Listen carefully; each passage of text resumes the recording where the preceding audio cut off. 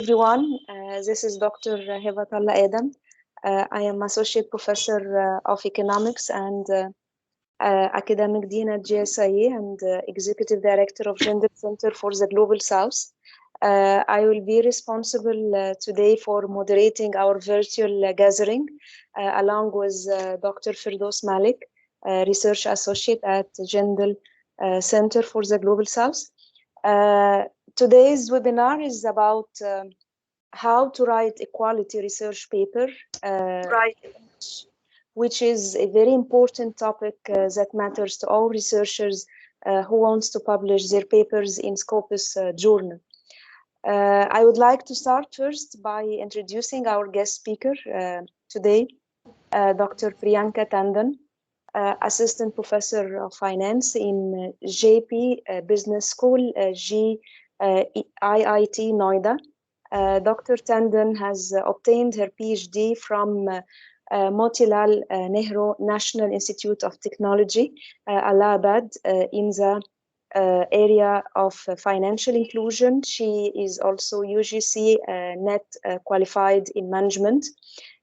She has a vast teaching experience in the area of business management and accounting at both undergraduate and postgraduate levels. Before joining JP Business School, she was working with National Institute of Financial Management, Faridabad, where she was associated with flagship program of Government of India. Her area of interest is financial inclusion, financial literacy, and capital markets. She has significant publications which are indexed in Scopus and Web of Science. She is also an active reviewer of various reputed journals of Elsevier, Emerald, and Sage publications, which are indexed in Scopus and Web of Science, and also listed in ABCD list of journals.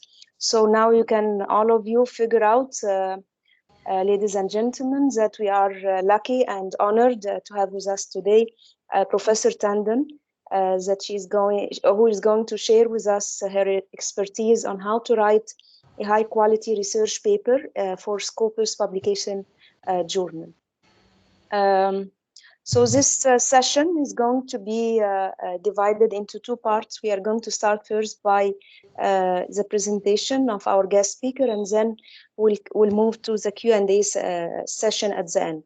So I request please all the attendees to write down their questions and make it prepared. You can write in chat box at the end, or you can raise your hand and ask your questions at the end of the session. This session is recorded and it will be available on our official YouTube channel in 2 days. So now I will hand over to my guest speaker, Professor Tandon, to start her presentation. Professor Tandon. First of all, a very good evening to all of you present over here. I would like to, I hope I'm audible. Yes. Okay. So, first of all, I would like to express my sincere thanks to Hibatullah ma'am for inviting me for this wonderful session, conducting this wonderful session. And also, my thanks to my dear friend Firdaus. We were in touch since last few days, and since my research topic and his research topic are same, so we usually have discussion. And so many thanks to Firdaus for giving me this wonderful opportunity to speak, to express my views on this such a nice and very important, very imperative topic in the field of academics.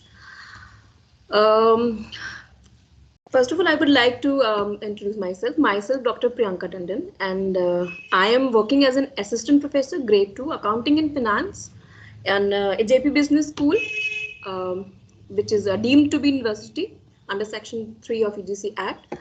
Now, I would like to just share my presentation.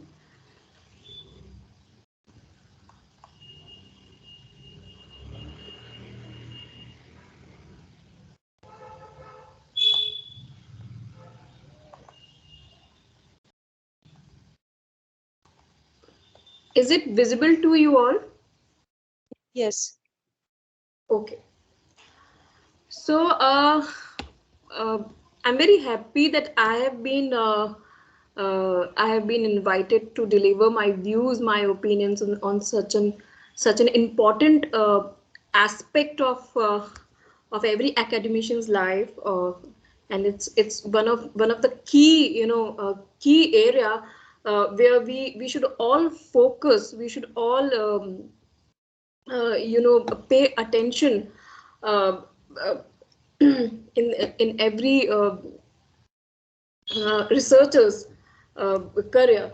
So the topic of the talk for today's session is how to write a quality research paper.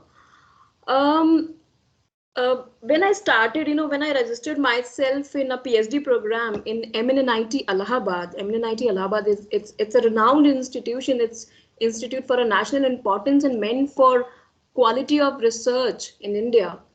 I was totally nuts about research. What is research? What we do in research? matlab, what are the how to begin research. I was totally nothing about research. I don't know why I took admission in PhD, and matlab, I was totally nuts about.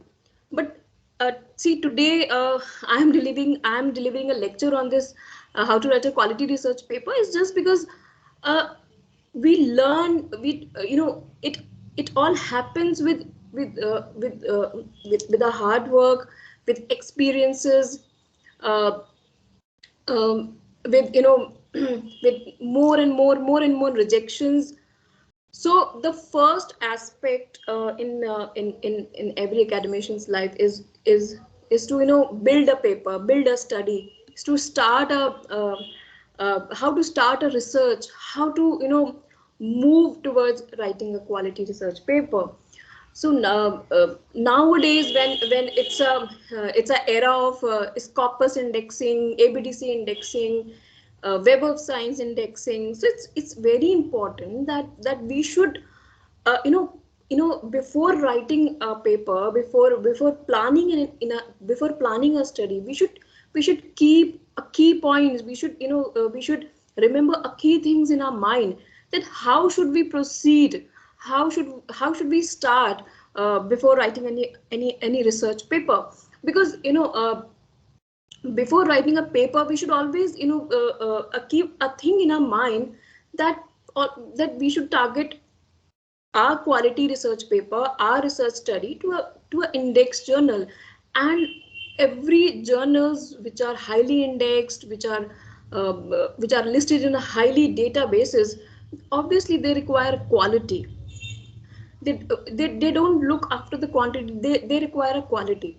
And nowadays, and these days, there are still many students, there are still many scholars who are very much far away from you know uh, they are very much far away from these type of key points, key, what should be the crux, and what should be the key ingredients of writing a research paper.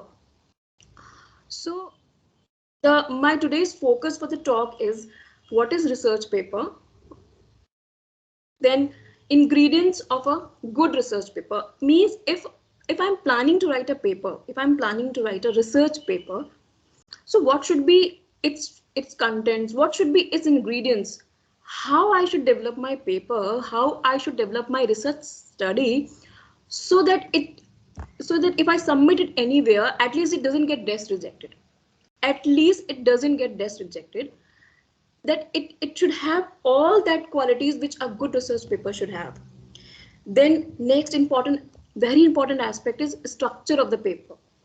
As ma'am has told, that I'm also I'm also the reviewer of three very renowned journals, one from Emerald Publications, another one from Sage, another from Elsevier, and that Elsevier journal is the A-star journal. So I till now, per month I usually I review 4 to 5 papers per month, and sometimes what happens, that I receive very good paper, the paper which is very well written, paper which is having a very good methodology, very good implications written, discussion part is very good written, but the main important aspect which lacks in that paper is structuring of the paper.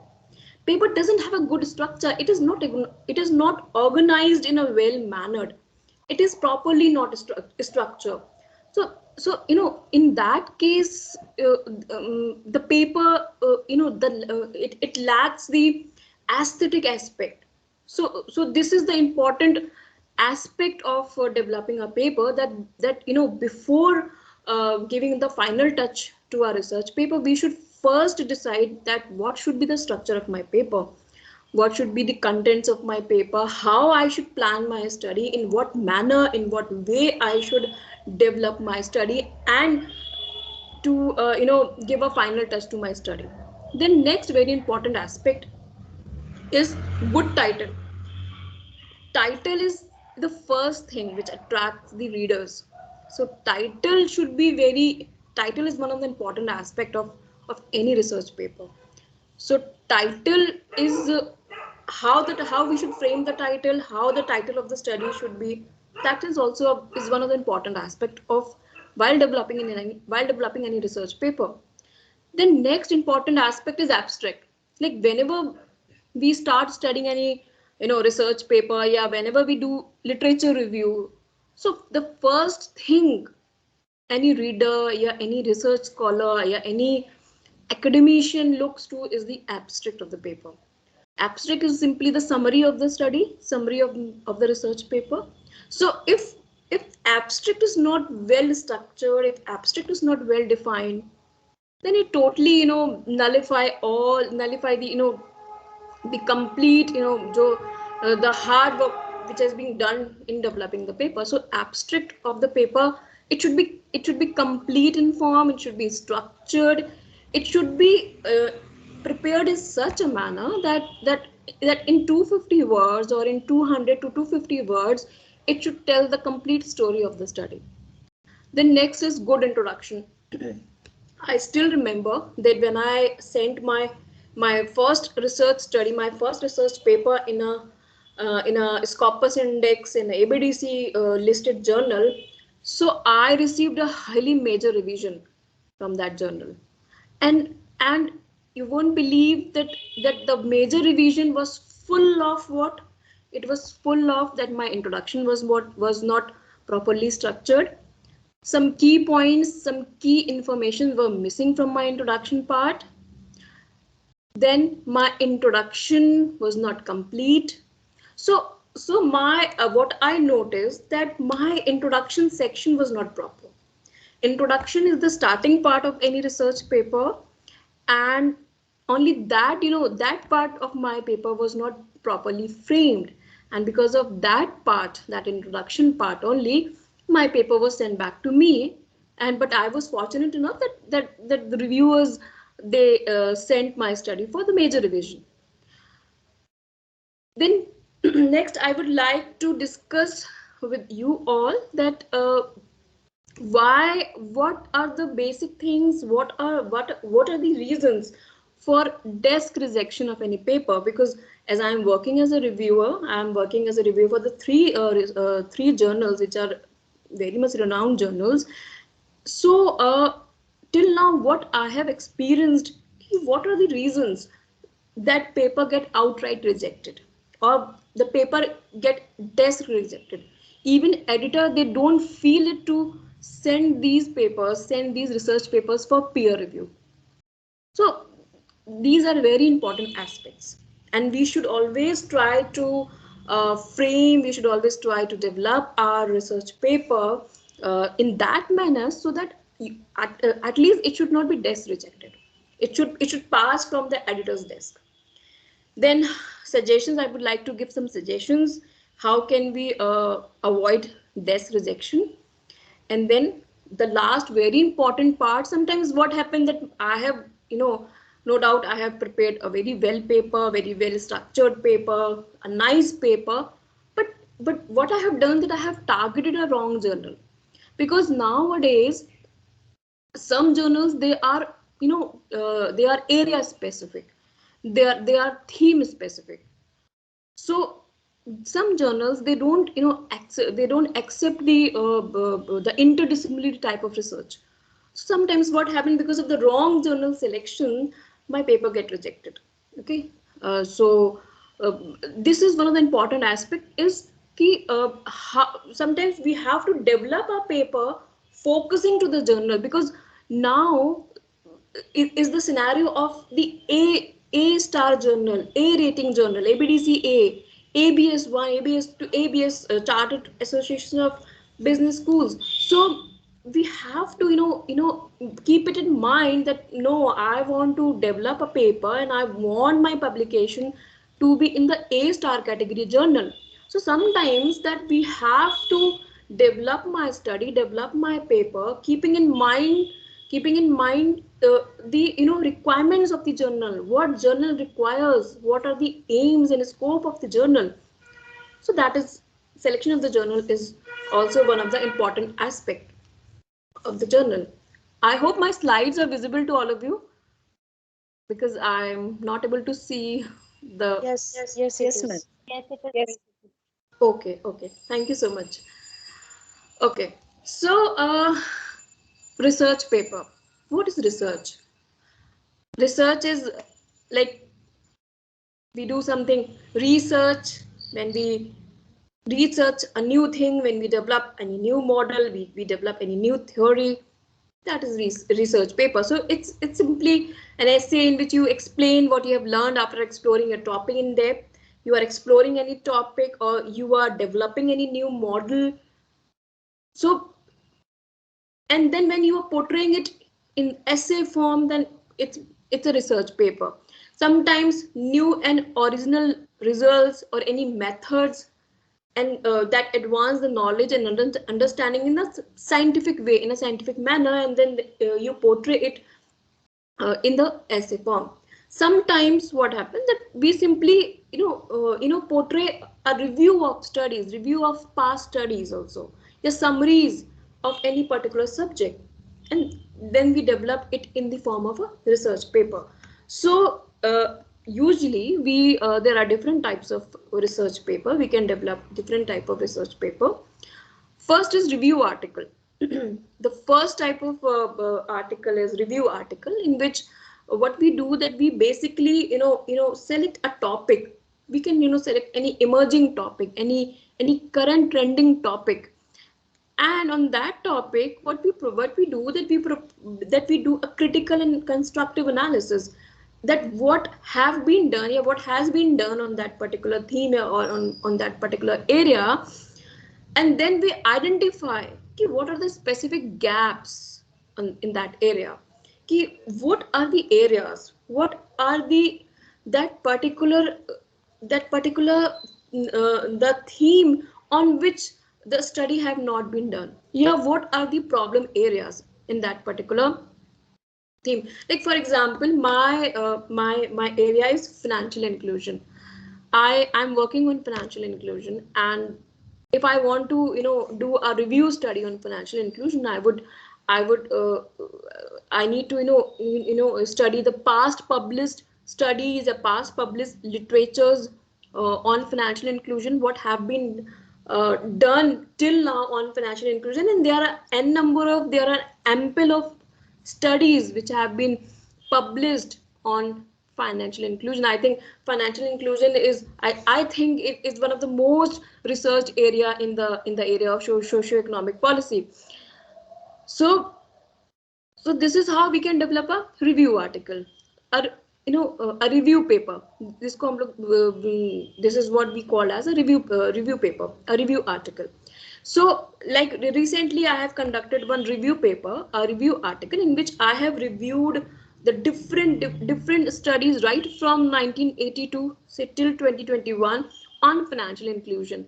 I collected near about 1,500 paper on the basis of my different parameters, and then I critically evaluated these studies. I critically evaluate those studies, and I try to find out the gaps. Okay, what are those areas in which there were less focus by the researchers and by the academicians? And then after reviewing of the studies, I came to find out that there are there are ample of studies, on measuring level of financial inclusion, on measuring the level of financial exclusion, developing a index, financial inclusion index. But what I found out that I think there is dearth of study. There is not even a single study which have measured degree of financial inclusion. Ki, where they have segregated the population, the households. Ki what are the degree of financial inclusion? In fact, Reserve Bank of India, they have also cited it. They have also commented in one of their annual report, that there are dearth of studies in the area of financial inclusion measuring the degree of financial inclusion, and that I have also concluded with my review study. So review study, basically we can conduct three main types of review studies, or review we can develop three type of review articles, like literature, simple literature review, in which what we do that we present the current knowledge, including substantive findings, as well as the theory and methodological contributions to a particular topic. Like in the review paper, in the literature review paper, we select any topic, we select any theme, and then we present the knowledge on that particular topic with their findings. What all studies, or what all the research have been done in that area, and what are their findings, and what theory or what methods they have applied, what and what contribution, contribution they are making in that particular area. That's simply a literature review paper. Then next we have, which is now trending these days, is systematic review, SLR, systematic literature review. In systematic literature review, using a scientific or using a tool, bibliometric analysis tool, a researcher can conduct a systematic review of the study. So in this what we do, that we collect the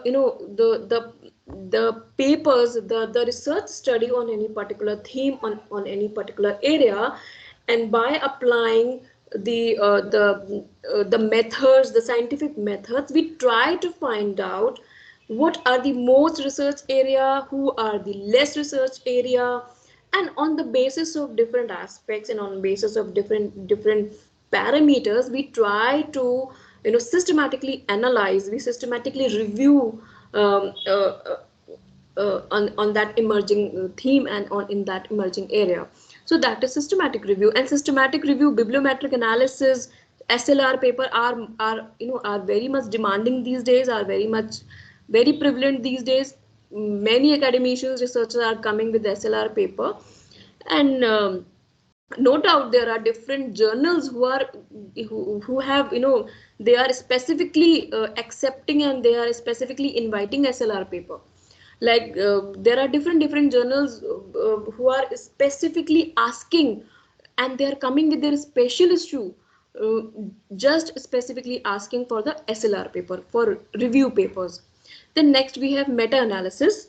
This is also a kind of review article, a review paper, which is a quantitative, a formal study design, which is used to systematically assess the result of the previous research. So it's a complete different domain. It's a meta-analysis, systematic literature review. We usually organize a separate sessions on these SLR and meta-analysis. And in this meta-analysis, what we do that we basically assess the previous research results. We assess the findings of the previous, what all have done in the previous study. We basically try to assess, analyze the findings, what all have done in the past, to derive the conclusions about the body of the research. Now another what we can develop, another type of paper what we can develop is research article. These are the most prominent, most popular type of paper, research article. That we can develop a simple research article. We can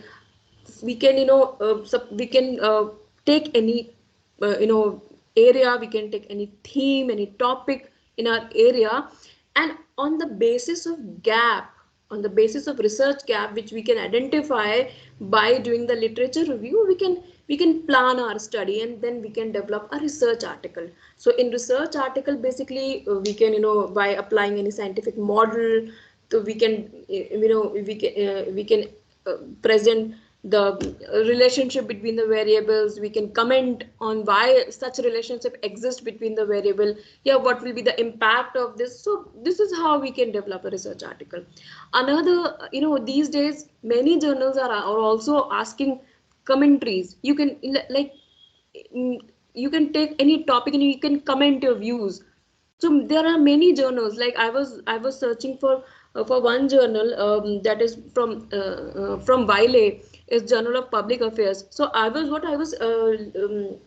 looking that they have different forms of submissions. Like you can also submit research article, then you can also submit commentaries in that, you can also submit a book review in that, you can also submit an opinion paper in that. So they have different categories of paper. So commentaries is one like that, in which you can simply comment your views on any topic, on any emerging topic, and then you can make them publish in a very good index journal. Then next we have discussion paper also. Some journals are also asking for a discussion paper, in which you can present your views, and you can present your findings, you can present your opinion, and discuss on any emerging themes. Then next is book review. Many journals are also, they also invite book review. You can also review any book, any good book, and you can, present your views and your suggestions on that particular book. Then next is another one is working paper. Working paper, usually the authentic organizations, like government organizations or some academic institutions, they basically come up with these working papers. So time to time, with the advent of time, these working papers are kind of research articles only. But usually what I see, that some organizations, government organizations, academic research organizations, they come with these working papers. But the most popular, most prominent type of paper is research articles, what we develop. So now, before starting with a research paper, we should we should know that what are the ingredients of a good research paper. uh, how we should proceed, how we should start uh, uh, for developing a good research paper. Because nowadays, since universities, academic institutions, because of ranking of the institutions, because of stringent norms, rules and regulations, in our India, from UGC, there are strict norms with regard to the research and publications from faculties, and from the side of research scholar also. So it's a very demanding, and not from the part of from the rules and regulations. I mean it is the ultimate need of every academician. I am an academician. Although I am working as a professor, but I am academician first. A work of an academician is not just to go in the classroom, just take a marker and write in the whiteboard and just keep telling the story and the story. Writing a good publication, writing a good paper should be the another aspect of every academician. A academician will only be complete when he or she will contribute at least one or two good paper in a year. Then only he will be, or he or she will be a good academician. So the primary focus of every academician is, developing a study, developing a good study. Because we are supposed to constantly indulge in researching. We should keep on, we should be updated what is going on in the economy, what is going on in around us. and we should, you know, develop an idea from that from that happening from that area, and develop a study. Like I am working on financial inclusion, so I have so many ideas, you know, I should work on this, I should work on this. Now is presently is the era of digital financial inclusion, fintech, blockchain technology, cryptocurrencies. So these are the emerging area, these are the new area which are still untouched by the many academicians, and I have many scope, I have many opportunities, and I can develop a good study in this area. So so I would like to emphasis here that what are the key ingredients of a good research paper. The first is a good content. The first very important aspect is content. That what is the content of my study? What is my study? Why why one, you know, a star journal, a good index journal should accept my study? A good content, it should always have a content, a good innovative content, a novel content. So innovation and good research, innovation and good research is a key point, is a key ingredient of a good research paper. So no doubt financial inclusion, as I told you, I think it's is the most researched, most studied area. But my task is to find out the gap, is to find out or is to grasp that area which is still untouched, which is still not have been researched, which is still not have been studied by the academician and policymakers worldwide, even worldwide.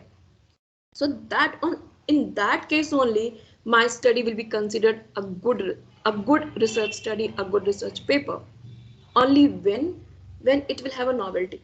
Because many times I receive many research papers to review from the journal side, and I don't find novelty in that paper, and I outright reject that study. Ki what is new? This has already been done, so what new you are doing?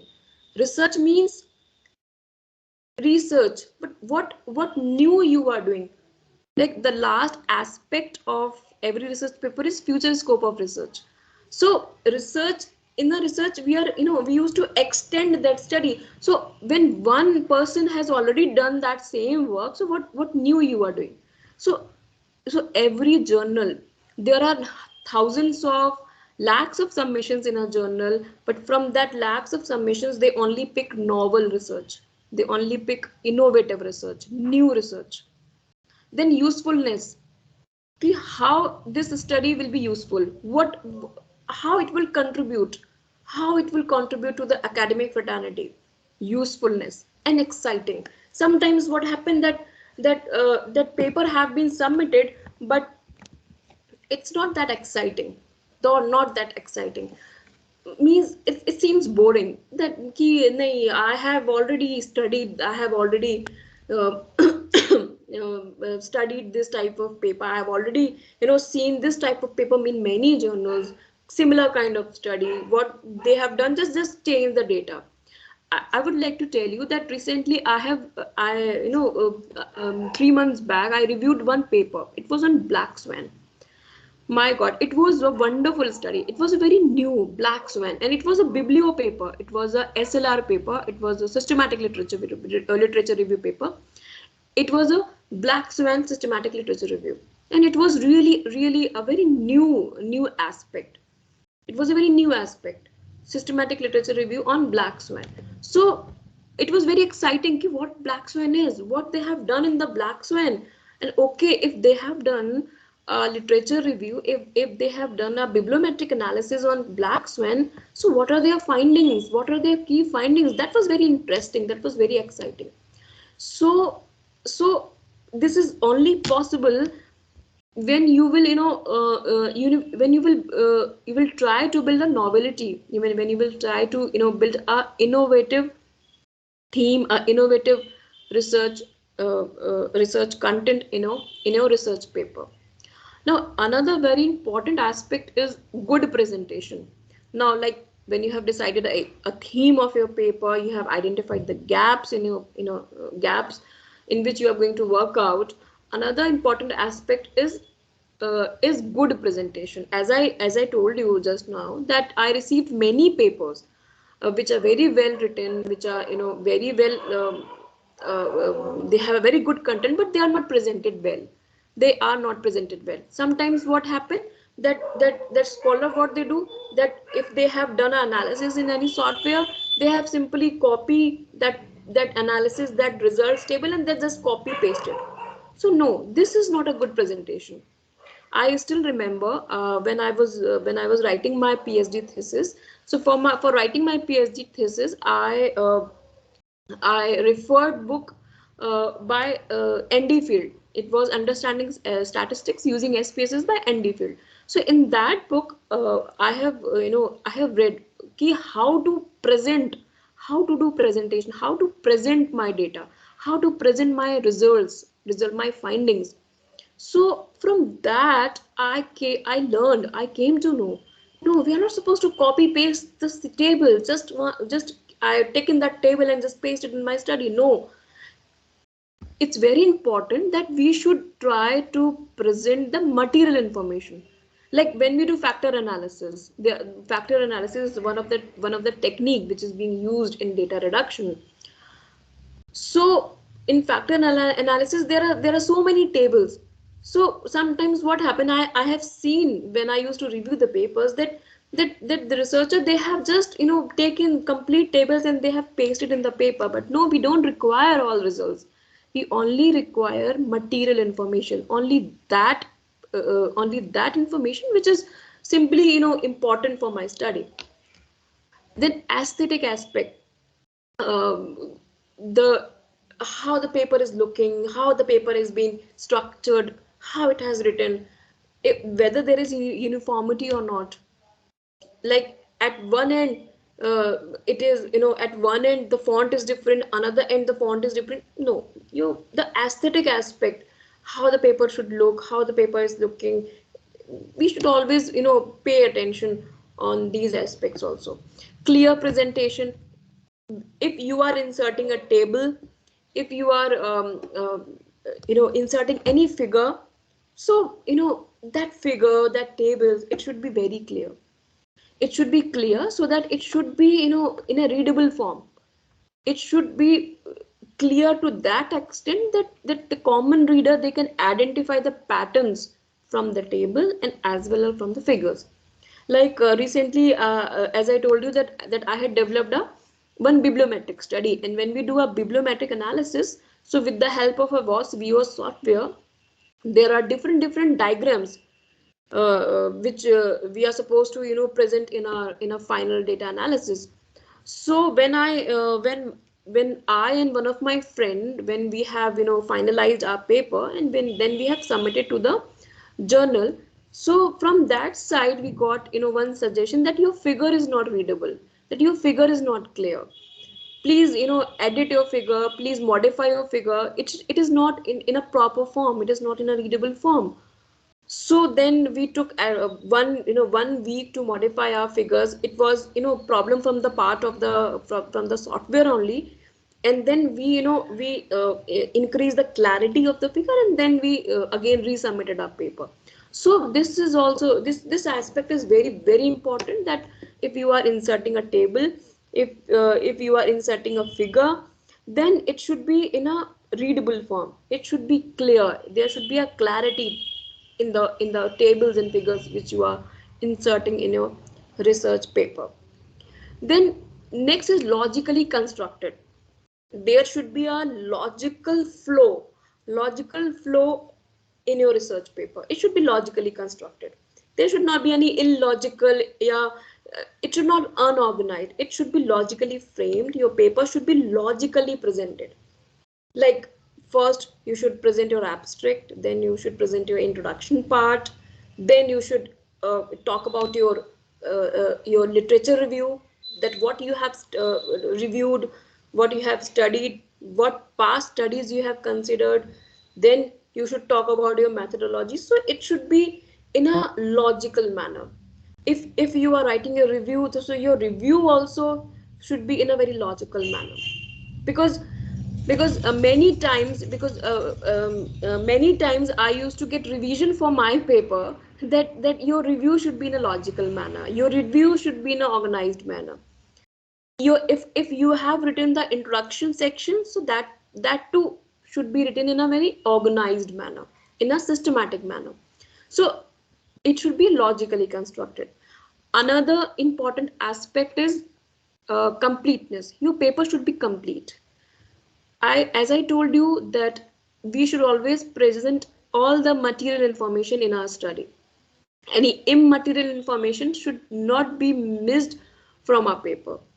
Like for example, if someone is conducting a primary data study, so if possible, you can provide your questionnaire, or you can provide your some data as an annexure, because journals usually they provide a word limit, they provide a page limit.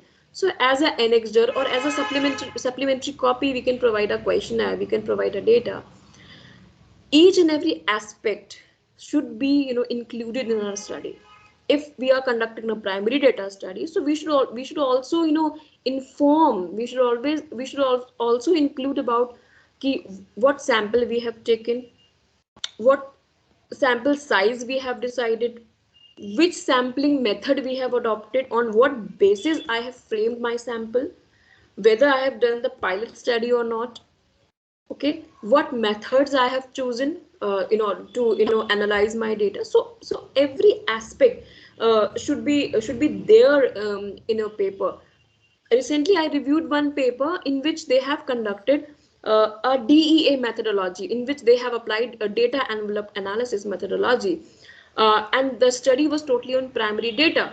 But in the methodology section, they totally focused on describing their DE methodology, but they didn't tell what sample they have taken, okay, on what basis they have framed their sample, what about what about their hypothesis. So very important aspects were missing. They were lacking in the paper. So it should be complete, it should be complete in every aspect. Then next is rigor. Paper should have a scientific rigor.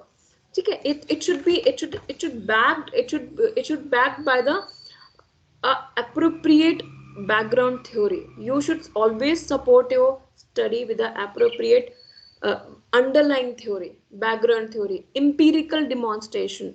If you are developing a model, if you are developing an empirical research paper, means if you are working on any model, and if you are proving the validity or applicability of any model, then you should always demonstrate empirical demonstration. You should always empirically demonstrate, empirically explain your model, how you have developed the model, how your model will work, how the variable, one variable will going to affect the another variable, or how your independent variable will going to affect your dependent variable. So you should clearly explain your empirical model or empirical relationship in your research paper. Then next is effective demonstration. Whatever you are demonstrating, whatever you want to convey with the help of your research study, that should be in a very effective manner. So effective demonstration.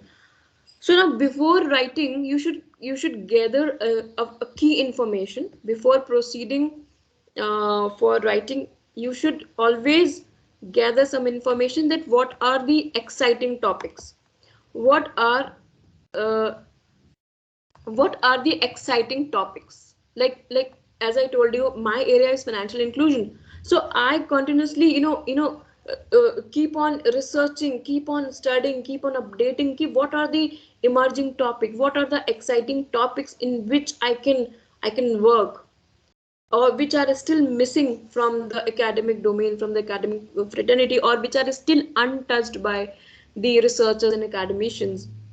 Then find out the trends. What are the trends? What is the trend in that particular area?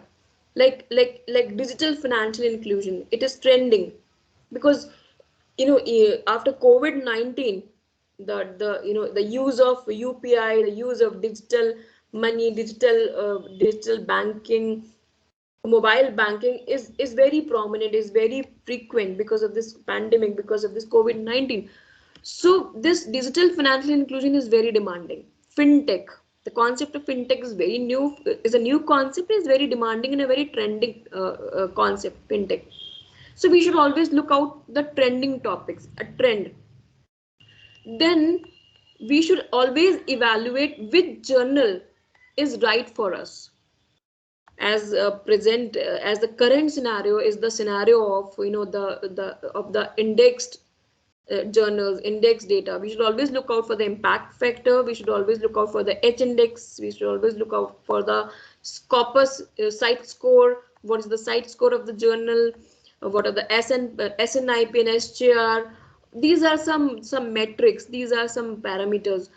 Whether the journal is indexed or not, like in the area of management, like IIMs, you know, highly rated B schools in India, ExIMB, Exceleri, basically IMI, these type of institutions, they consider the journals that are, you know, listed in ABDC listed journal, Australian Business Dean Council.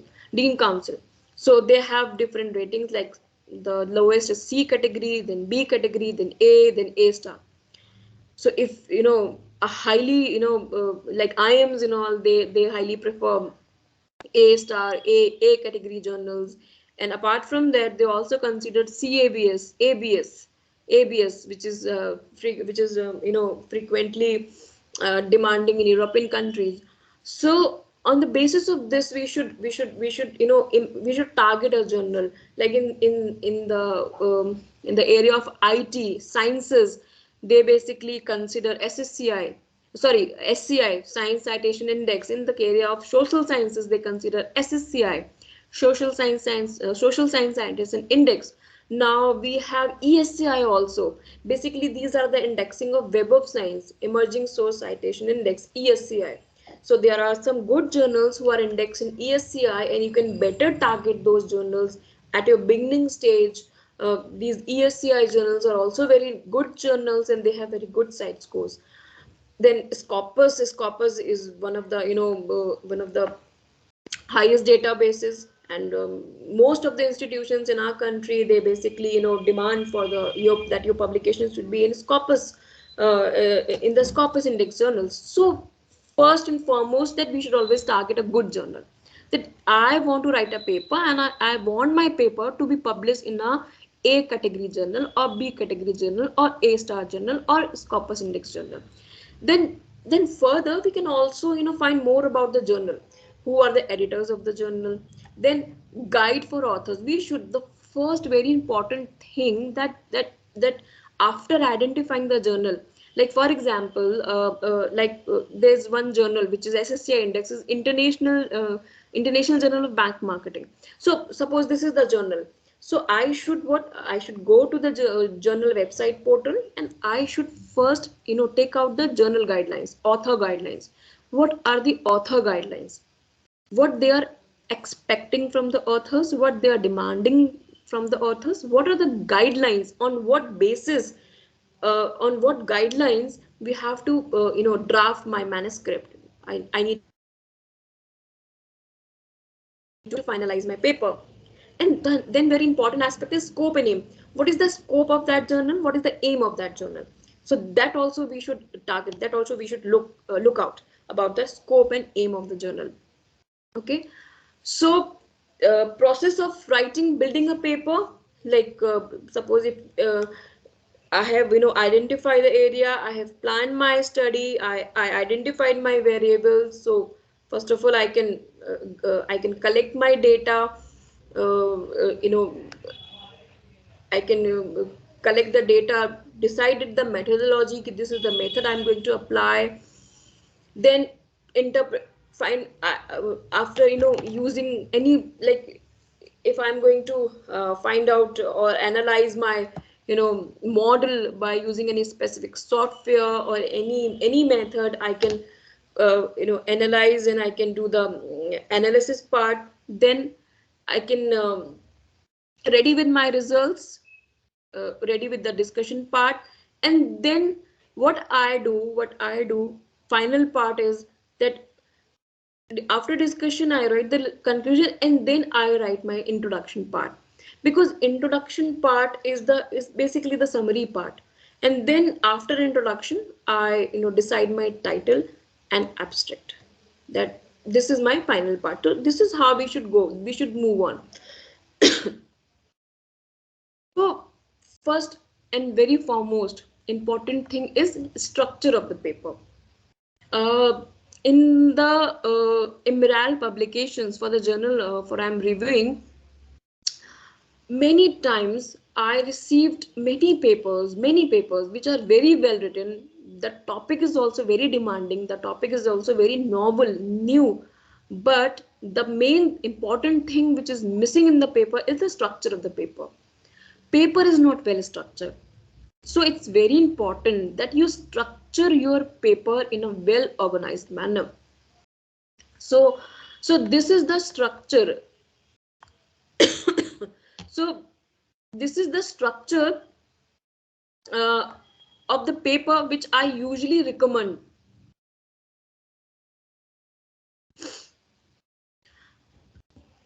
So this is the structure of the paper which I usually recommend while I conduct a review for the journals, because many times I find that the structuring of the paper is not in the proper way. So I hope I'm audible to all of you. Yes, yes, Focus. Okay. So number one is abstract. The first important aspect is abstract. That first part of the paper, of the research paper, should be abstract. Abstract should be well structured.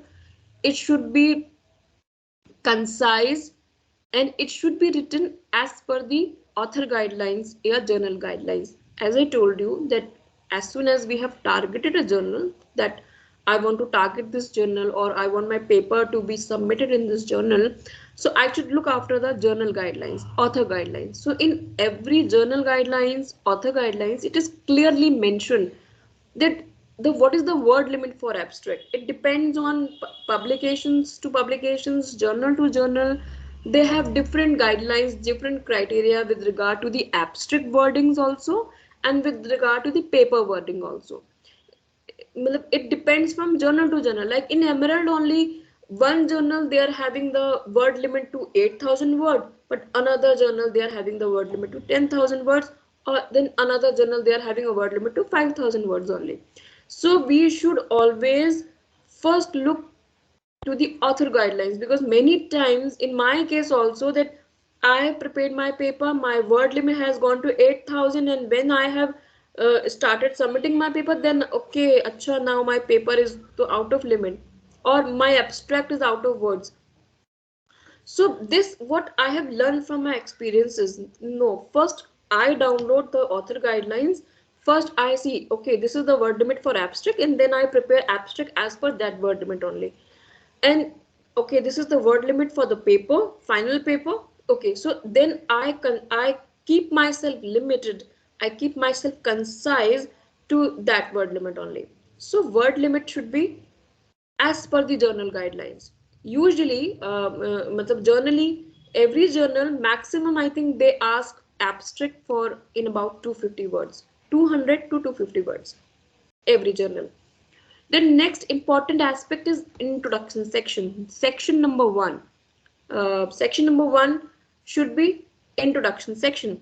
Acha. Now, one of the important thing which again I would like to mention here, that in many papers, what I have seen that they have not numbered their section. So we should always numbered. All the sections should be properly numbered. It should be properly numbered. So usually we don't give any numbering to the abstract. We start numbering from the introduction section, that is section 1. So section 1 would be introduction. So this is the first part of my paper, of my research paper. So introduction section basically introduce my study, introduce my paper, what all I have done, what is my study is about, what is my problem, what I have taken, why I am doing this study.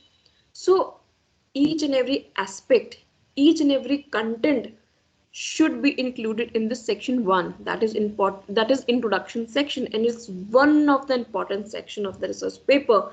Many times what happened that although you have developed a good model, you have applied a very good methodology, a very advanced methodology, but since your introduction is not well structured, you have not written a good introduction section, your paper will get rejected.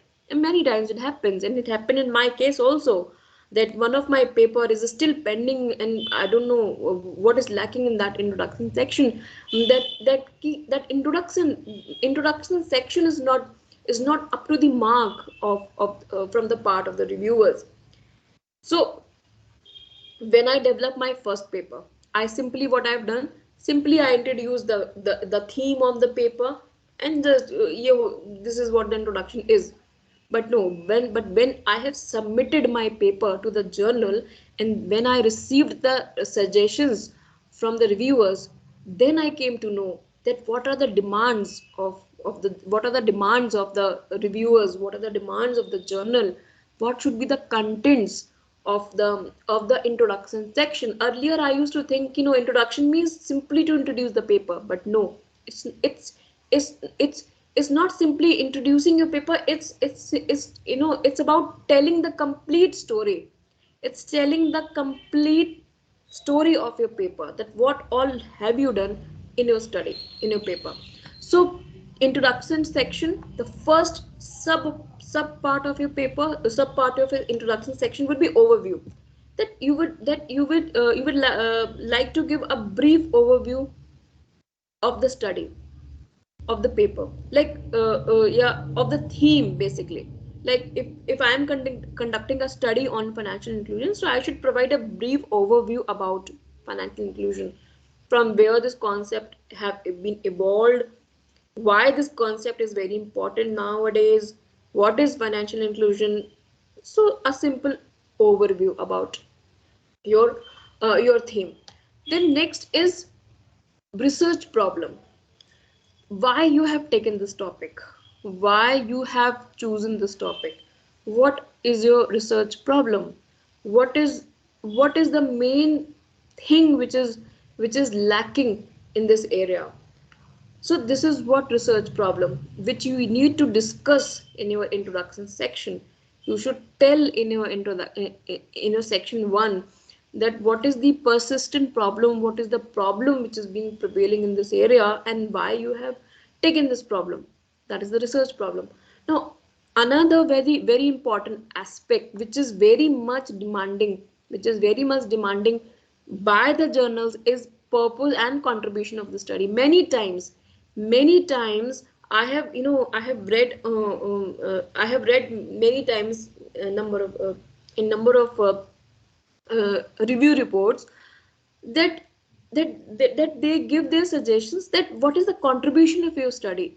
Like, you are conducting a study, you are conducting a research, so how this research is contributing, what is the contribution of your study in the academic field, in the academic fraternity, what new you are doing, what novel you are doing, how this study is contributing in this area, in the area of financial inclusion.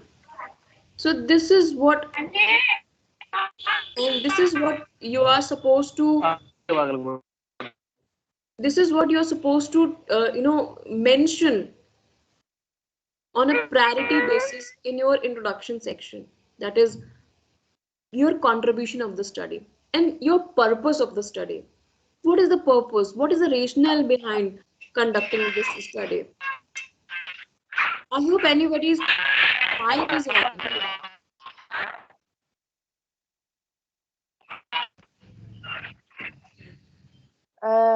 Sorry, Professor. Someone is unmuting himself and he has been removed. Okay, no issue, ma'am. Okay. Okay. So, contribution of the study and purpose of the study. This is one of the important aspect which need to be mentioned in your introduction section, because many times in my paper also, when first time I submitted my paper, this was highly focused. This was highly focused from the part of reviewer also, and from the part of editor chief and also. editor-in-chief also commented. Basically, they suggested me that Priyanka, you should mention what is the purpose of your study, why you conducted this study, and how your study will going to contribute in this academic area. And last very important part is organization of the study. Now, sometimes this organization of the study is missing in many papers. So you should, the last paragraph, your section 1, that is your introduction section, should be organization of the study. Ki how your further paper is organized. Like, we have to write as follows. Ki my further the paper has been organized as follows, that section 2 discusses the review of literature, section 3 discusses research methodology, section 4 explains the findings and conclusion, findings and interpretation, section 5 presents the discussion and implications of the study, section 6 presents the conclusion of the study, and last, section 7 presents the limitation and future scope of the study. Means you are supposed to give a brief about the structure of your paper, basically. So organization of the study is simply giving a brief about your further structuring of the paper. Means outrightly at very beginning of the study, reader, a reviewer will come to know, okay, now further the study is segregated as follows, is divided as follows. So basically, this introduction section, this introduction part, I personally feel is one of the important part. And a paper can also outrightly reject it if your introduction section is not properly written, not properly framed, not completed in any form. And apart from this purpose and contribution of the study, I would also like to mention here that we should also mention our research objectives here in the introduction of the study. Research problem and research objectives. Sometimes what happened that many researchers, they also highlight their research questions, that these are my research questions. So you should always mention your research problem, your research objectives, ki these are my objectives, objective number 1, objective number 2, objective number 3, and then your research questions, ki these are my research questions, and I would like to answer these questions at the end of the paper. So this introduction sections, it need to be framed in a very proper manner. If it is not properly framed, your study will get outright rejected. The next section is literature review of past studies. Now, basically, this section consists your review of the past studies.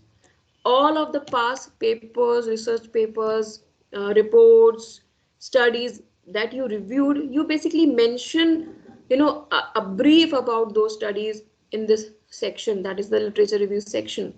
So now it depends how many papers you have reviewed, how many studies you have reviewed, but you should follow a logical pattern. You should always follow a logical pattern while writing this section. It should not be a messy, it should not be a messed up, like whatever study I have got, I have just write down, this is the review, this is the objective of the paper, this is the method, and this is the finding. No, review is not about simply picking a paper and writing the summary of that paper. Review is what all have been done from year to year.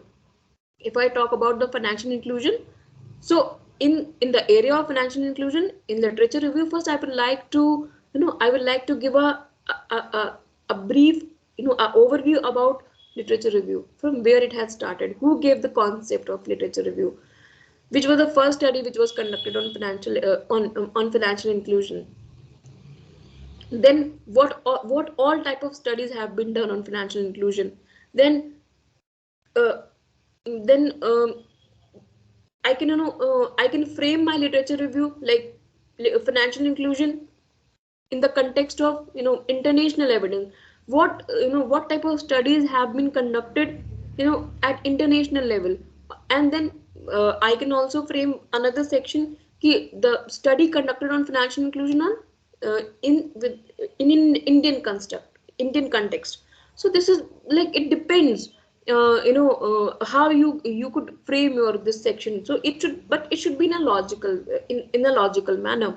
Like in the area of financial inclusion, we have basically two types of factors which basically explains the level of inclusion: a demand side factor and a supply side factor. So after giving a brief about the financial inclusion, financial access, I can then first I need to I need to give a underlying uh, a theory about financial inclusion, and then I can frame my review on the basis of like what all studies have been done on the demand side factors and what all studies have been done on the supply side factors. So this is how I can frame my literature review section. Now sometimes what happened that there are a number of studies, and what researcher or what author do, that they simply just keep mention their complete study in a paragraph way, in a running text. What I like, what I prefer, that if there are number of studies, number of studies have been done on your topic, on your theme. So we should always try to give a brief, give a overview of the studies in a tabular form. This is a very demanding, these these days, this tabular form of review is very much demanding these days. So when you present your review paper, review studies, when you present your literature review in the form of table, so it is very much clear, it is very much presentable, and you can easily identify your gaps by way of tabular presentation of your literature review. So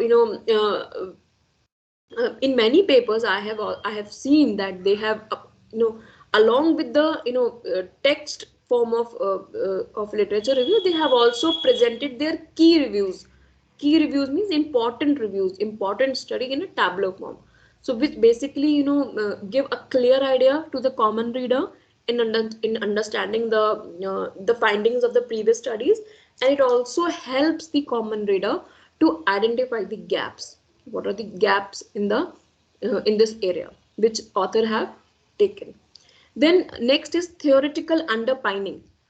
So this is a very much important aspect on every study, and is very much demanding by the journals, that we should always theoretically give a theoretical background of your study. The key, what is the base of your study? I studied one of the paper that what is the effect of financial inclusion on carbon emission. So this is the topic: influence of financial inclusion on carbon emission. Yeah, effect of financial inclusion on carbon emission. This is the study. So the objective of the author was that he or she wants to see whether financial inclusion affects the carbon emission or not. So, but why? What is the underlying theory behind this?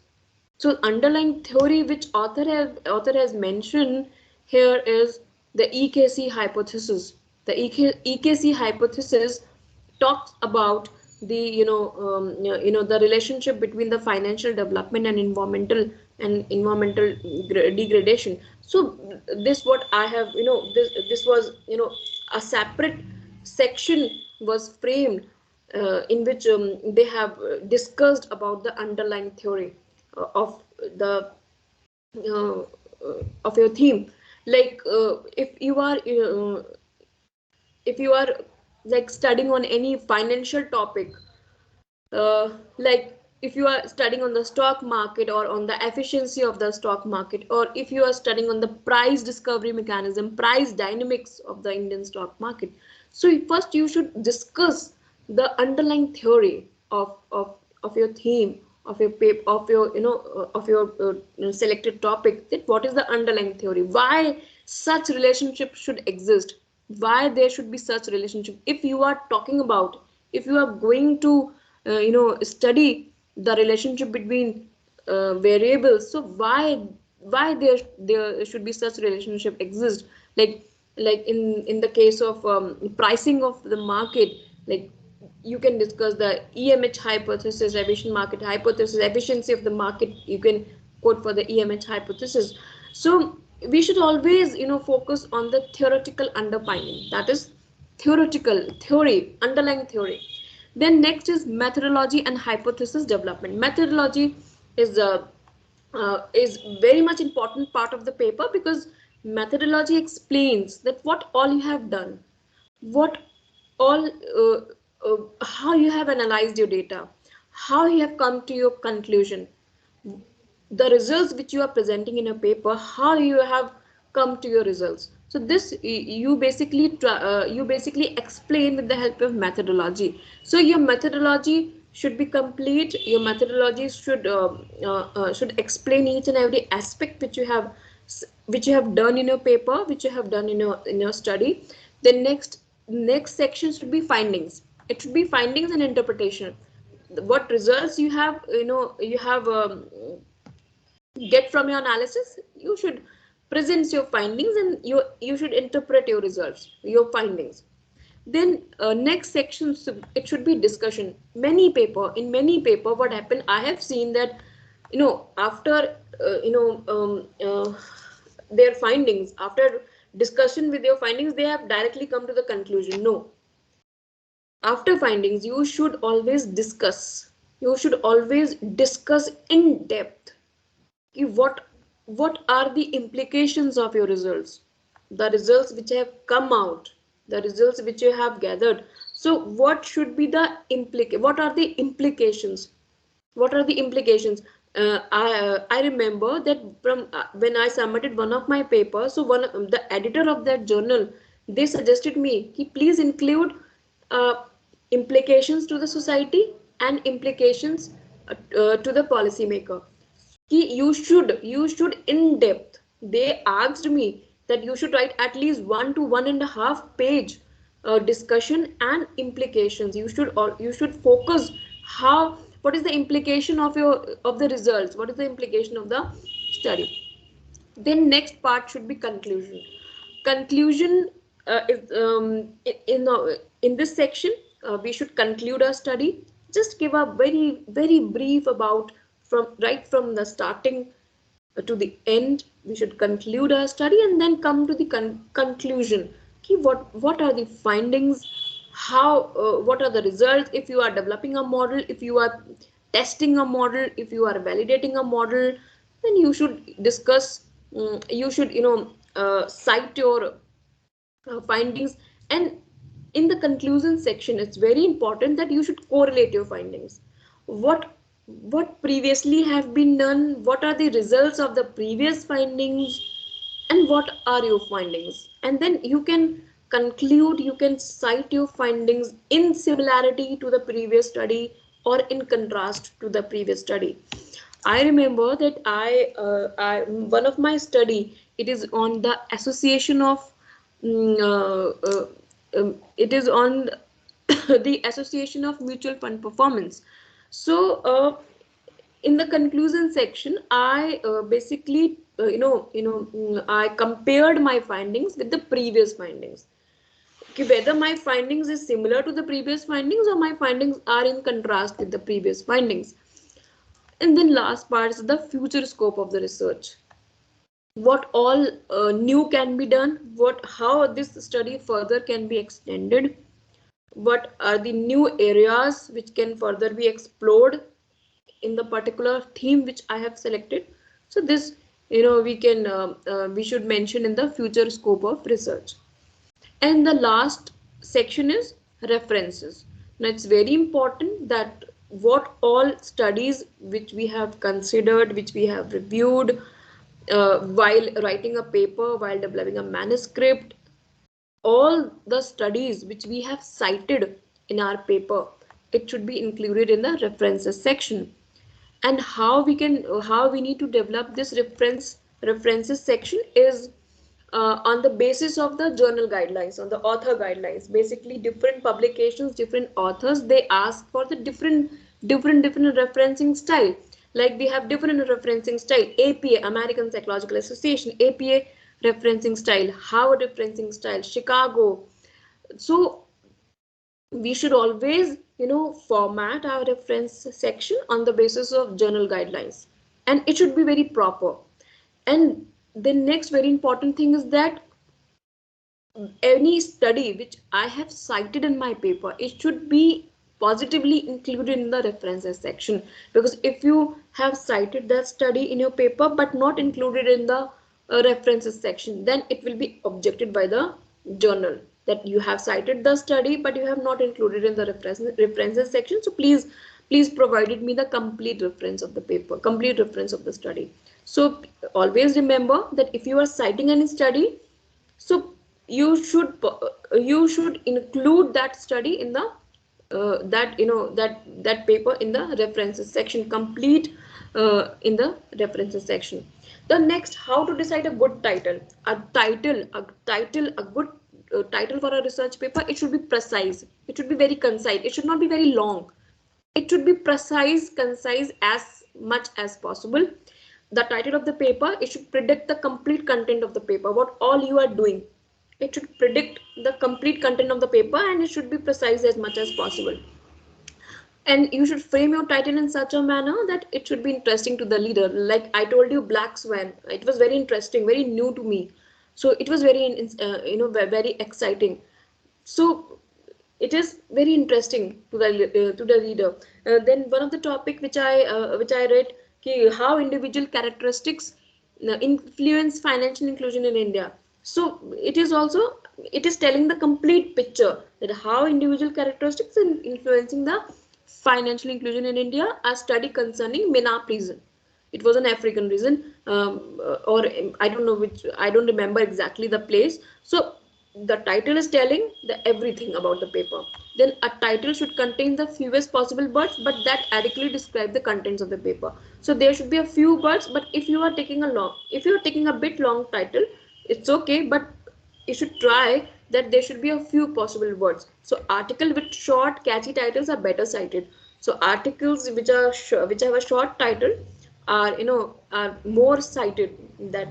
Then next is how to write a good abstract. So your as I told you that before writing an abstract, you should first and foremost thing you should do that you should look after the journal guidelines, author guidelines of a journal which you are targeting. So your abstract should be in the word limit which is being provided by the author by the journals.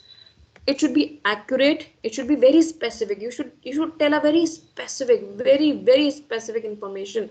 Like I like the abstract style of Emerald Publications. Like when you submit your manuscript in the Emerald Publications, in any journal of Emerald Publications, so they basically ask you to frame your abstract in a structured form. Like they will have a separate heading. Like I would like to show you a paper. uh,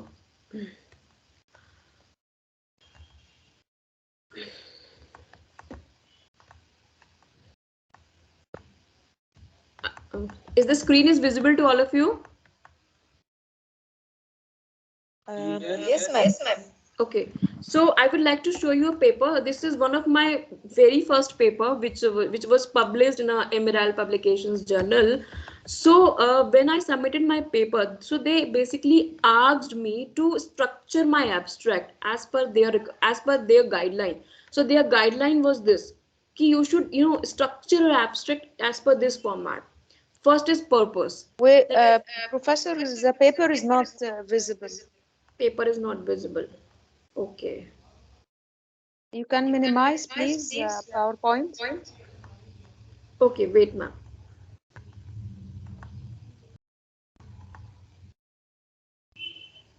Now is visible? No. Okay, just wait.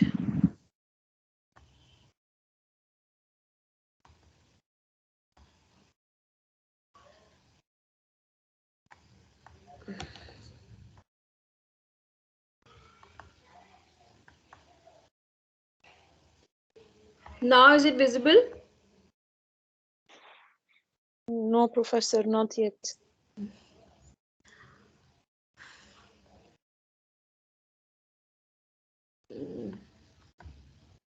But it is showing presenting. Okay.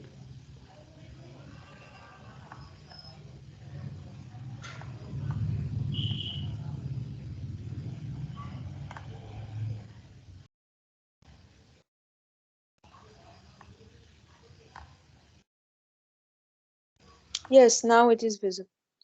Okay, ma'am. Thank you. Okay, so this is one of my papers which is published in benchmarking journal. It is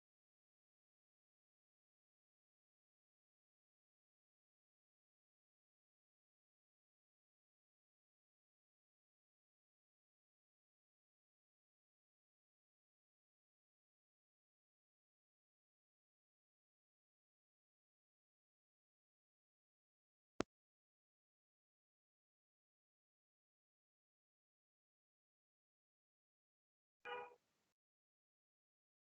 in Nature Communications. So I think it's just a connection problem from the side of Professor Priyanka, and she will rejoin. She's rejoining now.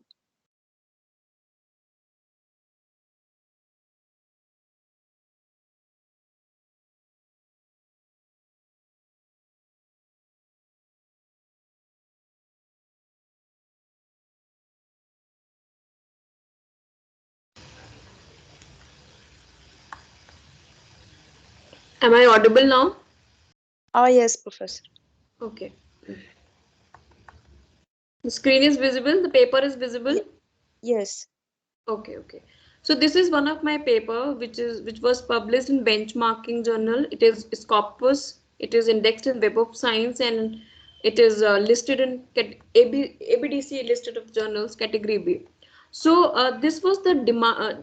This was what demanding from the side of the journal that you should structure your abstract in this format.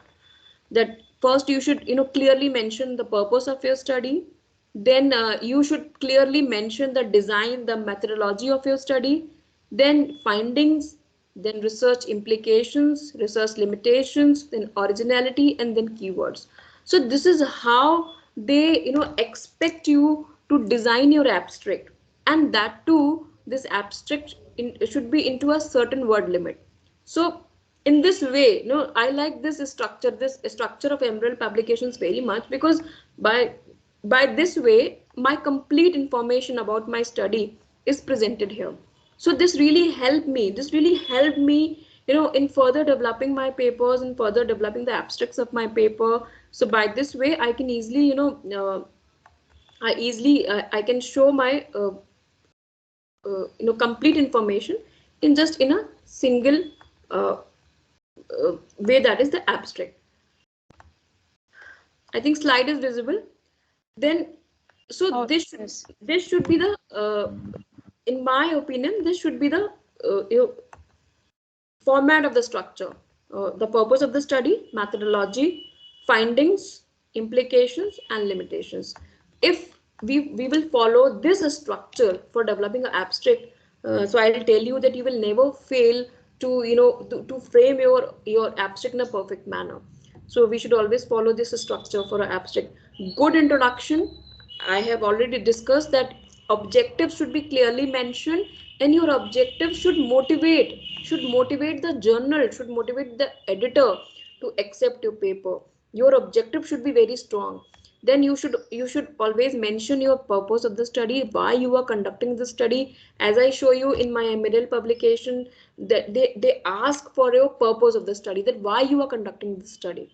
Then you clearly stated problem, you should clearly mention your research problem, you should clearly state your problem. You should give a very brief about your methods and why they have used it. In one of my paper, I got this suggestion, that is why I'm sharing with you all here, that they asked me that you should give a 4 to 5 lines brief about the methods which you have used in your paper, and why you are using this method in your paper. That should be the part of your introduction. Then organization of the study, that should be the very last paragraph of your introduction section. That organization of the study, you should give a brief about the further structuring of your paper. And then again, your intro should not be very long, it should not be very long, it should because it seems very boring. Then it should be very concise, but concise doesn't mean that you forgot the very important information. Each and every information should be included in introduction section. Then every facts, that should be backed by the appropriate sources should be there. If you are using a factual information, if you are using a data in your introduction section, so that should be supported by the appropriate source, authentic source. Then robust method, the methods which you are using, robust method, it should be mentioned. Then how to write a good review, that you should always, your review should always, support by underlying theory. You should always follow a pattern while reviewing your past studies. Then always, always mention a key studies, key studies in a tabular form. I have already discussed that you should, mention your important studies, your key studies in a tabular form. You should clearly state your gaps. Your research gap should be clearly mentioned in your literature review section. And another important aspect, that you should always try to, discuss the latest study. Do not miss the latest study. Like, if presently you are doing a study, so you should try to review the latest, try to cite a latest study, like from 2014 to 2021. So latest studies should always be mentioned, should always be cited. So by this, we are very much clear what are the recent works have been done in that area. Then if you are formulating a hypothesis, so hypothesis should be formulated on the basis of review, what review you have done. Then strong theoretical background, so there should be a strong theoretical background, a strong theoretical support theory should be there in a study. Whether to test a theory, to test whether a theory is valid in different context, there should be a confirmation, there should be a background underlying theory. And then further you should explain to test why, how relationship exists. If suppose if you are studying any relationship, if you are doing any study to study any relationship, then you should explain why there should why such relationship should exist between these variables, and how this relationship exists between these variables. Then next important, very important aspect is is a good discussion. Many times we give a suggestion to the authors that your discussion is not up to the mark. So your discussion section should tell the single story, complete story, right from beginning to the end. First of all, they should tell your objective, that this was my objective, and according to my objective, this is what I have got, this is what finding I have got. Now this method I have used, and no for this objective I have get my this result, implications. And the last part of the discussion is that we should discuss in depth the implication of my study, that what is the implication of my study. Then next is how to write a good conclusion. This is also very much important, that first you target your story to audience. Who are your audience? You should target your story, your complete paper, your manuscript to the audience. Then you should correlate your findings with the previous findings. I told you that you should always try to correlate your findings. What all have been done in the previous studies, what findings they have got, and what are my findings. Then you should correlate your findings. Then comment findings in similar or in contrast manner. This is I have told you that we should always try to comment on the findings which we get from our study, and we should comment in similarity or in contrast with the findings of the previous study. Just recap from beginning to end. Simply we need to just recap from right from the beginning to end. Suggest measures, yeah, recommendations. If you suggest any measure, if you suggest any recommendation, so then we can provide our measures or recommendation. Now after this, we give a final touch to a paper. Final touch to a paper. Now this is also a very important aspect, because sometimes what happened that we have got many papers which consist a number of grammatical errors, number of language errors. So you should always proofread your paper. You can always use software tools like Grammarly tools and any other tools which are available to you. You should always check the grammatical errors, because these are not expecting from our side. So there should be no grammar errors. Language error, we should check for a language error. Formatting should be perfect. It is not, although the final formatting is done from the editor's part, and from the assistant parts, but again this is not expected from us. We should we should submit our paper in a complete formatted form. It should be well structured, it should be well formatted. Word choice, paper should not be very sloppy, it should not be very journal. We should always select a good word choice. English should be a bit proper, a bit nice words should be chosen, not a very common words should be there in the papers. Then again, you should do one additional proofreading for additional things. Some I think 2 times, 1 to 2 times you should proofread for your for some additional things, like sometimes some grammatical errors are also there. Sometimes you should proofread your tables, you should proofread your figures, everything else. The next very much important thing is that check your citations and check your referencing style. Like when you look after the author guidelines, like in Emerald publications, they basically follow the Harvard referencing style. So you should format your citations in text citations and references as per the Harvard, as per the demanded referencing style. So the citations should be proper, because if your citations are not proper, you will get a revision. You will get a revision from the journal that your citations are not proper. And like sometimes what happens that if the paper doesn't have a complete references, yeah, it doesn't have a citations in a very improper manner. So sometimes journal, what they do, that they outright reject your paper, because your paper is not as per the guidelines of the journal. Then seek constructive peer feedback when you are done with your paper, when you are completed with your papers. And then you can also take a feedback from your colleagues, from your mentor, from your supervisor, from your teacher. So you can have a constructed advice, you can have a constructed feedback. They can give a feedback on your paper. Then spend some time for checking for adherence to the journal guidelines. Again I'm telling that, then again spend some times and check your paper, that whether your paper is in line with the journal guidelines or not. Then check for the plagiarism issues. You can itself check that there are no plagiarism in a paper. And then table figures should be clear, and again you should check that the table figure should be clear in a paper. So now the desk rejection, I would like to mention that many times paper get desk rejected. Now what is desk rejection is that when your paper is not in line, or it doesn't align with the journal aims and scopes, or doesn't meet the required criteria or the required quality and rigor of the journal, then your paper get desk rejected, means it doesn't go to the review process also. So basically, I would like to mention the reasons for the desk rejections. One of the important reason is that your paper doesn't match with the aim and scope of the journal. So before sending your paper to any journal, you should always look what is the aim of the journal, what is the scope of the journal. Like there is a journal, International Journal of Information Management, is a star journal, but that journal, IJIM, they only accept the journal which are in the area of IT. I was having a talk with the editor of that journal, and they are telling that nowadays we are getting the interdisciplinary papers, so they don't need, because it is basically a IT journal. So your paper should match with the journal aim and scope. Then next is lack of novelty and significance.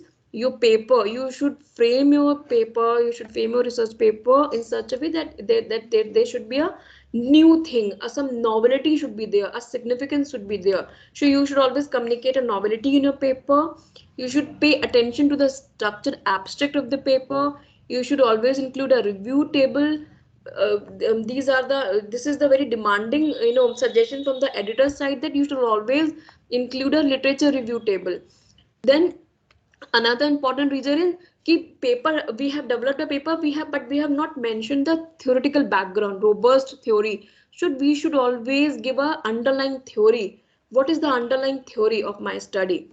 Then next reason is lack of methodological underpinning, method rigor. So manuscripts should have a well methodology section. Methodology should be very well explained, should be very well expressed. The research process, if possible, you can give a figure, a diagrammatic research process. What model you have developed, you can diagrammatically present your model. you should ensure that your methods, the methods you have used, it should be a robust method. The model which you are using, it should not be a, it should be a robust method. The results you are getting, it should, the results should be a perfect, valid results you should get. If suppose you are implementing a regression, so it should not be a spurious regression. You should first, you should test a model, you should ensure that your model is robust model, a rigor model. Then reason 5, this lack of familiarity with the existing work. You started writing a paper, but you are not familiar, you are not aware, you are not familiar that what are the existing work which are being done in this area. So before targeting any journal, you should always, look after what are the current scenario in this area, what are the current work is being done in this area. So you should always cite the relevant work from the target journals. So when you are targeting any journal, so before, targeting that journal, you should take out the research paper in your area from that journal also. Okay, what are the recent work which have been submitted or which have been published in that journal, or which have been done in an area. Another reason is poor preparation. Poor preparation, sometimes there is poor language, you have not done a proofread, typo errors are so much there, manuscript is not presented in a well manner, plagiarism is there. So these are all basically because of the poor preparation. This we should avoid. So this is done from my side, and I think these are the reasons, and these are the key points which I think every academician and reason should incorporate while in you know preparing a research paper.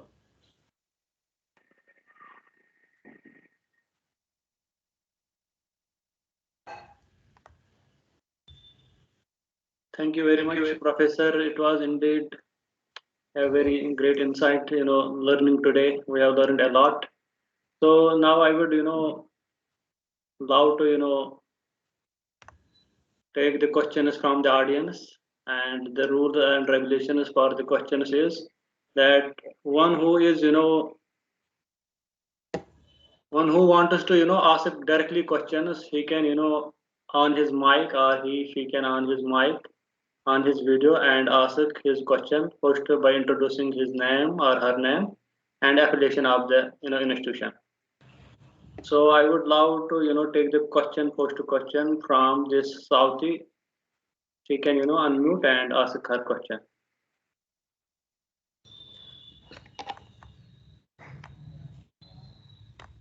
Am I audible? Yes, yes. So if there is Southie, she has raised her hand. Southie, she can ask her question directly. Swati Sarwadi. I think she is not there. There are some questions in chat box. I will read them.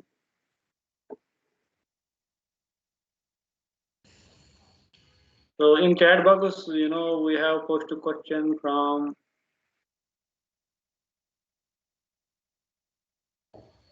yes.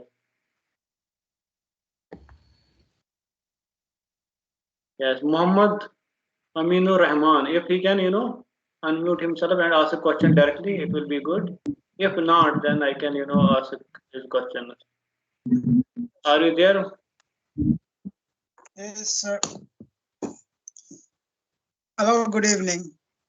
Good evening, sir. Good evening. Okay, sir. My name is Aminul. I'm from Kongju National University, South Korea. Okay. So, I have two questions actually. So, I wanted to know about the index number of the journals. As far as I know that the index number, highest number is 10. Is it? So, if it's 10, or how they rank the journal according to the index number? And my next question is that during the writing process, I have few publications, but some of the journals, they want me to write in brief, and some of the journals wants to concise my writing in a certain limit. So which one is standard actually? should I write concise or should I be very brief in writing the article? Mhm. Uh, uh, uh, as far as like this, writing a paper. So every journal, they have their different criteria. Like I would like to tell you about, like, there's one journal from Wiley, Journal of Public Affairs. So they have their word limit till 6,000 only. So they ask that you should structure your paper, write your paper in a very concise manner. But on the other hand, there are some journals on other publications which provide you a ample scope that you can write your paper in a deep in-depth manner. So I think it depends on journal to journal what journal you are targeting, what are their demands and what are their guidelines. On that basis, you should structure your paper. But I Thank think you, each ma'am. and every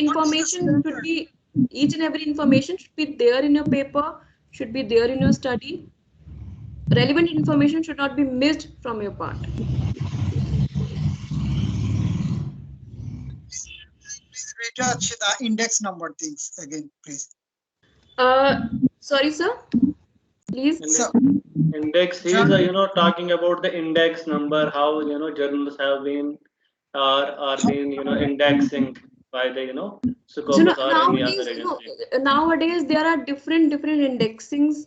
In journals are indexed on different parameters. But in my management area, we basically followed the ABDC indexing, ABDC list of journals. So we in my institute in universities we basically consider the ABDC category. So on that basis, journals are indexed, and then we have ABS. ABS is also now considered in India nowadays. Apart from this, Web of Science, SCI, SSCI, these are also, this is how journals are being indexed. Actually, I wanna take this question and I wanna give it more explanation about it. The indexing is mostly done on the reflection of the scientific approach, what the scientific knowledge the journal has contributed. So under these categories where A, B, D, C or these SSCI, so they are having their own pattern. But On the patterns. main objective of these journals is uh, what is the scientific contribution of the particular Contribution. journal with respect to the papers they are publishing. That is If, it. if your study is new, if you are doing something new, if novelty is there in a paper, then it will be highly cited. But if there is no novelty, nothing new, then it will not be cited. Yeah. So if there is no citations, so it will reflect on the indexing of the paper, on the journal. thank you, sir, and thank you, ma'am, for answering me. So we appreciate your questions, and it is really good for us that you have asked it and you are joining us from Korea. So we have in line certain questions from C Sadia. If she is there, she can unmute herself and ask the questions. C Sadia, are you there? Yes, sir. Good evening, ma'am. It Good was a evening. great session. Thank you, ma'am. I have a question. Like you were explaining, while review of literature, we can give it in a tabular column. You can just give me an idea about it, how to do it. It will be helpful because as a research scholar, I just want to know how to. If you have a sample paper or something, you can just show it. It will be great. Okay. Sample paper. I need to look out for that sample paper. But usually in the in okay, let me see if I have that paper. But usually in that, in tabular form, what we do, we basically show the author source, the methods, what have been applied, what are the findings, objectives. This is how we basically show in the tabular form. But just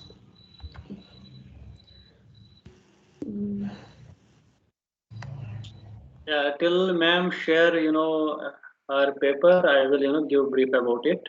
That Mhm. how we can write table based literature review. Yes, sir. So for that we have to follow the pattern that is first while we are doing insight reference. For example, we are putting the name of the particular author. For example, we are saying that Agarwal 2019 has published any paper. So we will put post name of the author. Okay. Okay. Okay. Then in the second column, it is, if you see pretty previous papers, you will Google that how to write this tabulated form. So you will get the, all the, content is what content is I should. First, you have to start with the author.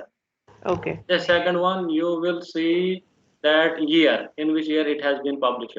The third Okay. column, it should be what is the objective and hypothesis. The fourth Okay. column, it should be the methods and techniques used.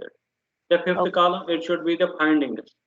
The sixth column, it should be the, it should be the audience. And the seventh, like this, you can, develop it, Okay. Okay. as per your study. So, but Okay. these are the common things you have to take care of, putting all the details of the paper, what is the paper, and all. And madam can, also contribute in it.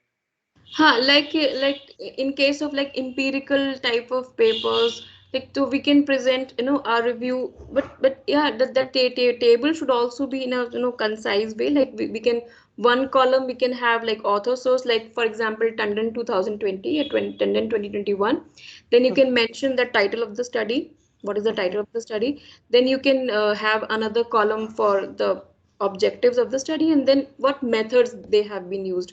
So like recently I have completed one of my study on volatility of Indian stock market. So Mhm. in that paper, while doing that paper, I was looking after the review pattern. So I came to a conclusion that I should prepare my review in the tabular form and should show one author source, Mhm. title of the paper, objective of the study, what they have, basically a very brief gist what they have done in their study, and then what method they have Okay. done.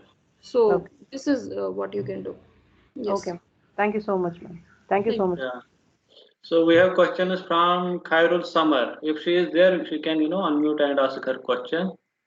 If not, I can, tell on her behalf. So Khairul Summer, are you there? Good evening. you. Good evening. My question is basically, do studies with micro level foundation have more chances of getting published than those with macro level foundation? And my second question is, what is basically a writing paper and how is it different from a research Which article? one? Thank you. You are very fast, please bit slow. Actually, her first question is that if the study is on micro level, is it having more chances to get published than macro level, data set? And her second question is that how, writing paper is different from research article. I don't think if the data is of the micro level or of the macro level, so it have more chances. Ultimate, the thing is, what is the novelty in your paper? What is new in your paper? So if there's a novelty in a paper, anything new, innovative in a paper, then it will have more chance to be get published in a highly rated journal. And with regard to the research paper or research article, so yes, research paper and research article, they both are different. Research paper, in that category of research paper, you can develop a empirical research paper, you can build a theory paper model, you can test a model, you can validate a model. So these type of paper you can develop. Here I want to add, some more pointers about micro level and this macro level. It depends totally on the nature of the journal. Yes. Some journals are, mostly interested in the macro studies. They will, write simply if you are sending them, primary data survey, they will tell that the scope of your study is very low, so we are not appreciating it. So therefore, it depends of the journal. Social science journals, which are, working from the, great institutions like Oxford studies and all, they always want to primary studies, case study based, focused regional based studies. So it again, depends upon the journal which you are targeting. So there is not any, hard rule that micro level data, get more chances to publish and macro level. It can be reversed, but it depends upon the nature of the journal. Hope you have got the answer. So there is. Do we have any more question? Okay, there is one question from Zafar Iqbal. So are you there? you can, unmute and ask the question directly. Yes, good evening. Good evening to all. Good evening, Dr. Firdaus, and good evening, Professor Priyanka, and all the organizers. My question is how to frame the conceptual and theoretical framework for a research paper. Can we write the conceptual and theoretical framework? Conceptual framework. Okay, so that conceptual framework that you can identify by first, you need to thoroughly review your past studies, and then you can you need to identify, on the basis on the review studies, you can identify the conceptual framework. Like as I told you that I recently studied one the paper on carbon emission and financial inclusion. So the underlying theory was the EKC hypothesis. So this is how, on the basis of previous, you need to read out more and more, keep on what basis the relationship exists. So this is how you can, capture the underlying theory. Okay, thank you, madam. Yeah, conceptual and theoretical, background is the backbone of the research paper. Backbone.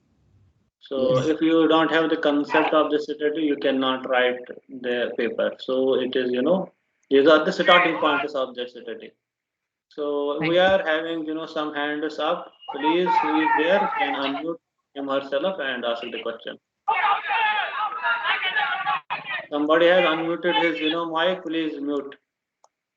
Yeah, he is now out. So, any other questions? Any other questions? You all are welcome to ask the questions and give more insights to this discussion. Okay, I have a question. My name is Nisha, Yes, and yes. I have worked as research associate and at Vivagiri National Labour Institute in New. And I want to ask that when we are writing for a like it is like when we are writing for a journal, it is a research paper. Okay, but do we have to follow the same methodology for the newspaper articles as well when we are writing for them? Though they are very concise and they are very briefed up about all their points which they have written in there. But do we have to follow this? Can we follow the same structure in that also? Or we have to follow some different approach towards the articles and towards any other kind of medium to write in other like occasional papers and any like this. But mainly I want to ask for newspapers. Do we have to follow something different or we can follow the same pattern? As far as I know, I think newspaper articles are completely different from research papers. They are basically, opinion based. So I think they have completely different criteria, different demands, different patterns, and you need not to follow the same structure as you follow in case of the research article. I think I'm Firdaus. I'm correct. Yes. Actually, newspaper articles or comments, what you have learned or what is in the current, you are putting your story. While in research article or research paper, there is a pattern of discipline. You have to write the abstract, you have to write the introduction, you have to follow the Yes. literature review, you have to follow the objectives, you have to use techniques and methods. Well, Method. these are all things are missing in Newspaper. writing in the research article or paper for this newspaper or the Yes. magazine. Like So I but want to yeah. yeah, yes. Yeah, I want to know that when we are writing a article for the newspaper, the background work which we do, like research and all and everything, literature review, this and that, that also is followed in the newspaper article as well to know. This is what I want to Yes. know more. Yes, We have actually, to research. newspaper article, mostly depends upon concepts and theory, and you can Yes, also yes. share the figures. For example, there Okay. was recently the report of this, MG Narega scheme. The registered, laborers were 9 million before COVID-19, and due to this reverse migration from the urban areas to rural areas, the registration has increased to 20 million. Okay, so you can put like these type of figures. You don't have to discuss any method and methodology. You cannot tell Yes. that I have used regression, I have used, for example, logit model, I have used any other statistical technique. You can come directly that, due to this COVID-19 pandemic, people are getting, this people are struggling in their, job, and all their wages are not, coming. So you can then, share these figures. So here you don't have to follow the pattern and the methodology and all. On the basis of that, you can recommend in this, writing newspaper article. You are recommending or you are highlighting any issue. Any But issue. but you cannot. For example, I have now write down a research paper on this increasing number of MG Narega workers. I cannot write a single word in a research article till I should have a reference. Reference. So we should have to develop, the research, this research aptitude in us. Some people are listening to news and they are coming that, India is poor. The schemes are not doing. You cannot, commit a single point without having the evidence. That is why it is called a research. You have to re-verify and you have to use particular scientific approach. It is a scientific study. It is not, we are reading news or songs or what is happening, we will tell. Just like people are, discussing and debates, politics and other issues, social issues. So some that is something different. While we are having knowledge, they are related, but we have to find the scientific approach. That scientific approach should be used. What is the, for example, researchers or this academicians or editors, they will ask you, what is the rationale of your study? Why you have chosen this sample study? Why you have used this sampling technique? Why this methodology? Why not this methodology? Why this sample size? Why particularly this population? So there we are using the research, experiment.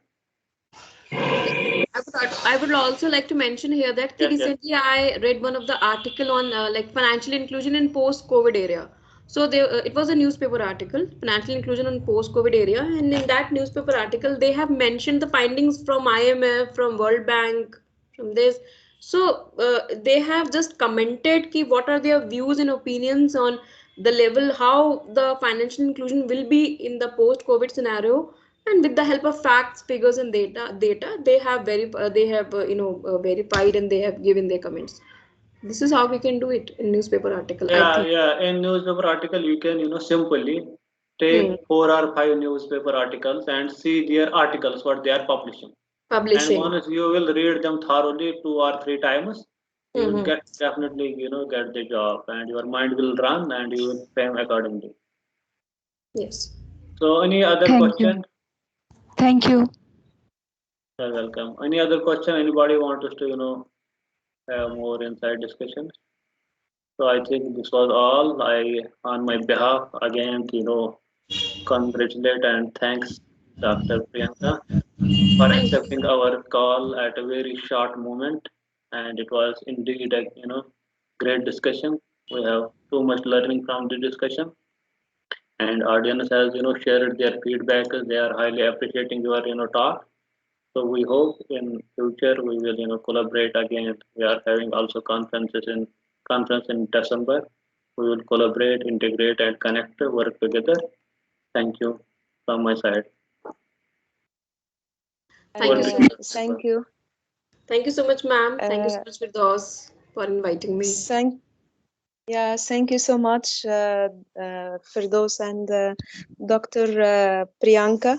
It is really an insightful and very much informative presentation that you have shared with my students, and I bet there's some of your students also, they have attended as the faculty members, so we have all received huge information and insights today on how to write a research paper and to write Scopus. So I think after this, we end this session today, we are all motivated to go and start writing a new paper following your recommendations and advices. Thank you so much, Professor Tandon. It was really great pleasure to have you with us today.